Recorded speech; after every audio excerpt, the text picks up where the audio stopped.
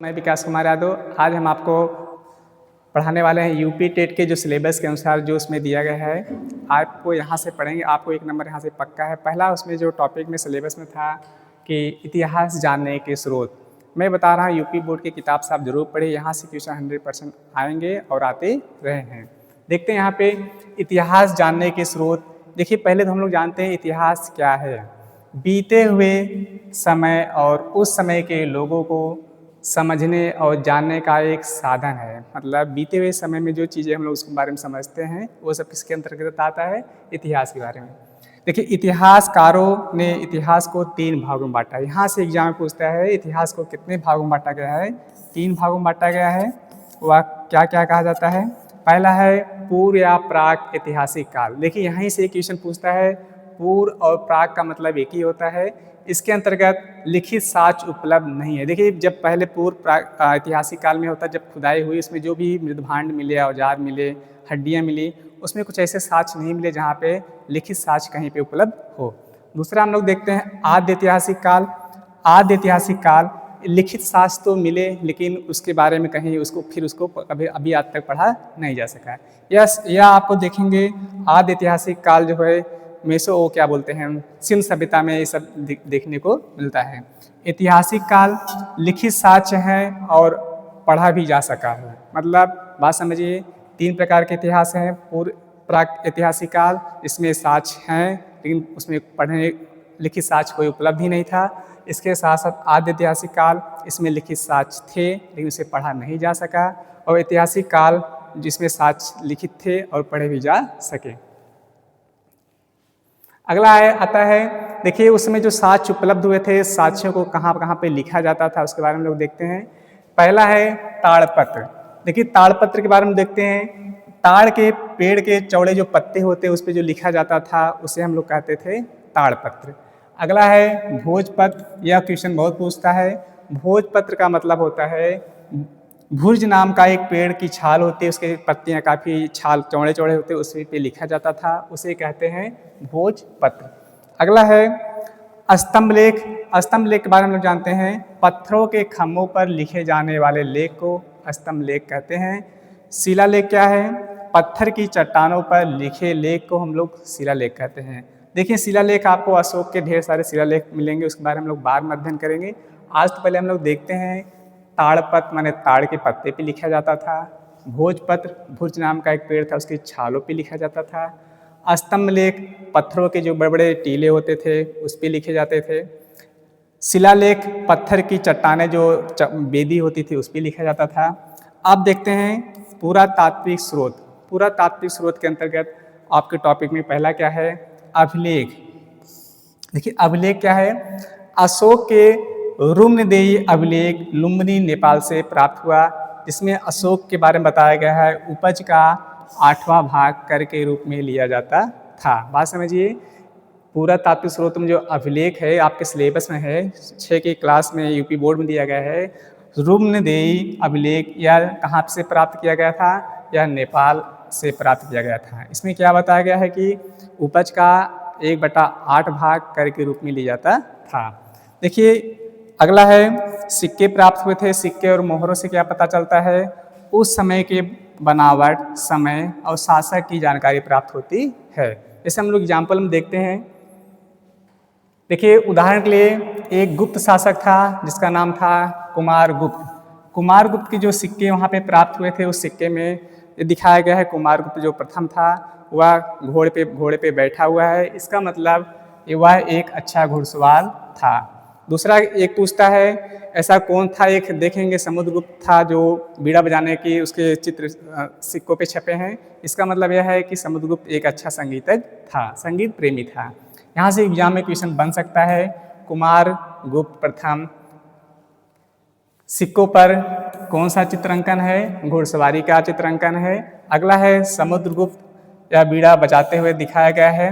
अगला हम लोग देखते हैं धौलावीरा। देखिए धौलावीरा भी है। धौलावीरा यही पूछता कहाँ पे है? धौलावीरा गुजरात में है। यहाँ के जो सिक्के मिले थे इस पर आप देखेंगे बैल छपा था। इससे पता चलता है कि यहाँ से एक भारत और ईरान अफगान से इसमें क्या होता है? व्यापारिक संबंध थे। अगला टॉपिक है साहित्य के स्रोत देखिए यहाँ पे कई प्रकार के हैं। धार्मिक साहित्य है, धर्मेत्तर साहित्य है और विदेशी साहित्य हैं। उसमें सबसे जो फेमस है धार्मिक साहित्य हम लोग देखते हैं। धार्मिक साहित्य के अंतर्गत वेद, वेदांग, उपनिषद इत्यादि आते हैं। आगे हम लोग देखते हैं धार्मिक साहित्य। देखिए वेद, रामायण, महाभारत, जैन साहित्य और बौद्ध साहित्य। लेकिन यहाँ से सबसे ज़्यादा क्वेश्चन जो पूछता है वेद। वेद किससे संबंधित है? आर्यों से संबंधित था। इसके बाद रामायण की रचना किसने की थी? रामायण की रचना वाल्मीकि ने की थी। इसके बाद महाभारत की रचना किसने की थी? वेद व्यास ने की थी। आगे है जैन साहित्य और बौद्ध साहित्य से हमें 6ठी शताब्दी ईसा पूर्व के बारे में जानकारी प्राप्त होती है। 6ठी शताब्दी मतलब अशोक के समय के चीज़ें प्राप्त होती हैं। जैन धर्म, बौद्ध धर्म के बारे में पता चलता है। इसके बाद 16 महाजनपदों के बारे में पता चलता है। आगे हम लोग देखते हैं धर्मेत्तर साहित्य। धर्मेत्तर साहित्य के अंतर्गत ऐसे साहित्य जो धर्म से अलग होते हैं उसे हम लोग धर्मेत्तर साहित्य कहते हैं। इसके अंतर्गत देखिए अर्थशास्त्र जो बहुत फेमस पुस्तक है। कौटिल्य का अर्थशास्त्र यह मौर्यकालीन समय के बारे में बताता है। सबसे ज़्यादा एग्जाम यही मिलता है। कौटिल्य का जो अर्थशास्त्र है किसके बारे में जानकारी प्राप्त होती है? इसे में मौर्यकालीन विषय में जानकारी प्राप्त होती है। दूसरा है राजतरंगिणी। एक पूछता है एग्जाम में, बहुत बार आता है कि राजतरंगिणी किसकी पुस्तक है? राजतरंगिणी जो है कल्हड़ की पुस्तक है, जिससे हमें कश्मीर के 11वीं और 12वीं शताब्दी के बारे में हमें जानकारी प्राप्त होती है। देखिए यहाँ पे फिर मैं बात रिपीट कर रहा हूँ, बहुत एग्जाम में बार बार रिपीट होता है। अर्थशास्त्र किसकी पुस्तक है? अर्थशास्त्र जो है कौटिल्य, विष्णुगुप्त, चाणक्य के नाम से जानते उसकी पुस्तक है। इससे हमें मौर्यकालीन के बारे में जानकारी प्राप्त होती है। इसके बाद देखिए कभी कभी पूछता है अर्थशास्त्र जो है एक ऐसी पुस्तक है, यह अर्थशास्त्र इकोनॉमी से संबंधित नहीं है, ये राजनीतिक पुस्तक है। अगला है राजतरंगिणी, कल्हड़ की बहुत फेमस पुस्तक है और किससे संबंधित है? कश्मीर से संबंधित है।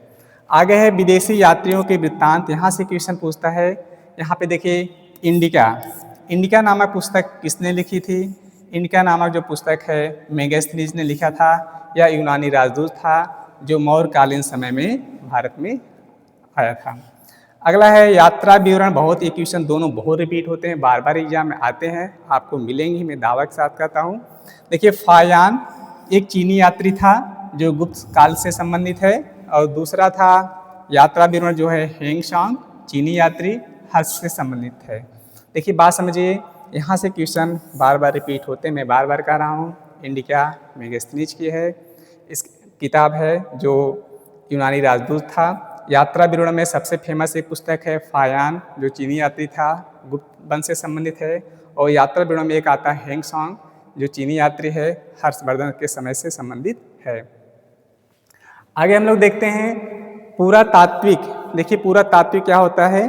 देखिए पुरातत्व मतलब होता है पुराने समय में जो चीज़ें ज़मीन के अंदर काफ़ी इधर नीचे चली जाती हैं, जो उनके अवशेष होते हैं, जो नीचे होते हैं वो सबसे पुराने होते हैं और जो सबसे ऊपर होते हैं वो नए होते हैं। यहाँ चित्र के माध्यम से समझिए, जो समय के साथ नीचे दब जाते हैं उसे हम पुराना कहते हैं, और जो ऊपर बसते हैं उसे हम नया कहते हैं। आगे देखते हैं इतिहास की तिथियाँ। यहाँ से क्वेश्चन बहुत पूछता है, बार बार क्वेश्चन आता भी है। देखिए ईसा मसीह के पहले के समय को BC कहते हैं, जिसे बिफोर क्राइस्ट। यहाँ से सवाल बार बार आता है। और ईसा मसीह के पूर्व के समय जिसे हम लोग AD बोलते हैं, एनो डोमनी कहते हैं। ईसा मसीह के जन्म के बाद का समय, बात समझिए, ईसा मसीह के समय के पहले BC, ईसा समय के बाद के समय को AD कहते हैं। यहाँ से सवाल बार बार एग्जाम में आते हैं, इसको अच्छे से आप नोट कर लीजिए। अगला देखते हैं हम लोग अभिलेख क्या है। अभिलेख पत्थर और धातुओं पे जो लेख लिखे जाते हैं, इसके अलावा और भी लेख लिखे जाते हैं, उसे हम अभिलेख कहते हैं। दूसरा है स्पूत क्या है? इसका अर्थ होता है स्पूत मीन्स टीला। सीधा एग्जाम में कभी कभी पूछता है स्पूत मीन्स क्या होता है? टीला होता है। देखेंगे बौद्ध धर्म से संबंधित अशोक ने बहुत ढेर सारे स्पूतों का निर्माण कराया है। स्पूतों में क्या होता है? बौद्ध महात्मा बुद्ध के उनसे संबंधित कोई भी अवशेष, उनके हड्डियां हो या उनके कोई सामान हो, सामग्री हो, वहाँ पे रख कर एक बहुत बड़ा टीला बना दिया जाता है, उसे हम लोग स्पूत कहते हैं। सारनाथ का स्पूत बहुत फेमस है। आगे हम लोग पढ़ते हैं, आज हम लोग सिर्फ शब्द को जानते हैं। देखिए पूरा स्थल क्या होता है, वह स्थान जहाँ खुदाई से औजार, बर्तन, इमारतें मिलती हैं, उसे हम लोग क्या कहते हैं, पूरा स्थल कहते हैं।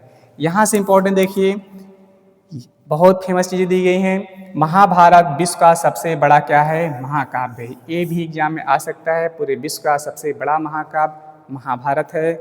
इसके साथ साथ देखते हैं, लंदन में स्थित ब्रिटिश म्यूजियम विश्व का सबसे बड़ा संग्रहालय माना जाता है। मतलब विश्व का सबसे बड़ा संग्रहालय ब्रिटिश म्यूजियम कहाँ पे है, लंदन में है। यहाँ देखिए सवाल कई बार रिपीटेड हुआ है। अलेक्जेंडर कनिंघम भारतीय पुरातत्व विभाग के जन्मदाता माने जाते हैं। अलेक्जेंडर कनिंघम भारतीय पुरातत्व विभाग के जन्मदाता माने जाते हैं। बस लास्ट हम लोग देखते हैं, संग्रहालय क्या होता है। ऐतिहासिक वस्तुओं को सुरक्षित रखने के स्थान को हम लोग क्या कहते हैं, संग्रहालय कहते हैं।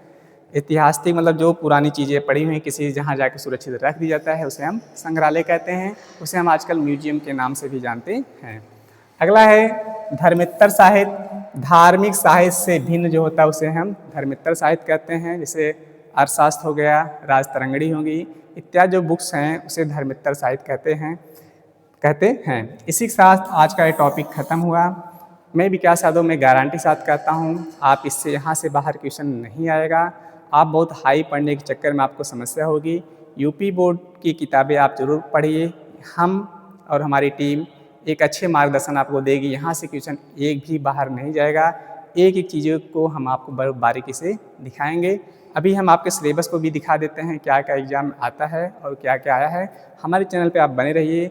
देखिए जो भी कंटेंट है यहाँ पे थोड़ी समस्या है, धीरे धीरे हम लोग कैमरे के सामने थोड़ा बे नहीं बोल पाते, थोड़ी समस्या होती है। 1-2 दिन धीरे धीरे हैबिट होकर हम लोग मैनेज कर लेंगे।